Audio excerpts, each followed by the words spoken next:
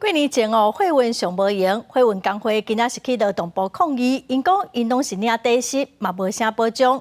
因指控讲资方甲逐个月固定的奖金改做发现金，就是为了要规避劳检。劳动部是表示讲，若是查到有违法，就规定严格来处罚。为了要赶送货，而且违规停伫咧红线，搁再过一个月就是过日过年，货运物流的配送量一直增加。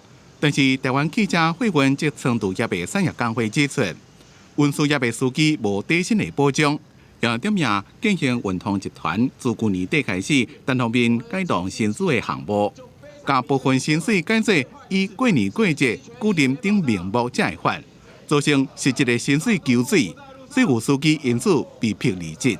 讲了一些有没有的，然后我也没答应他，他就直接要拿现金17000来打发我。我说我不要领，我正式跟他提出辞职，然后11月的薪水也没领。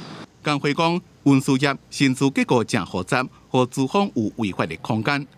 工会也向通知劳动局申请调解，诉求之一就是明定出薪资结构。严格到即马已经超过49天应该开会期间。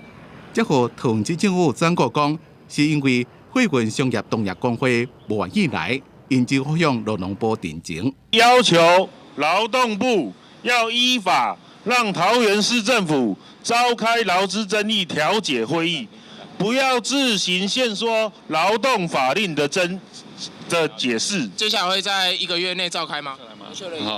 好，这个时间当然我们要尊重地方政府了那应该也会依法尽快来安排。劳动部表示，面对这样劳资的争议，会督促通知政府赶紧召开协商会议。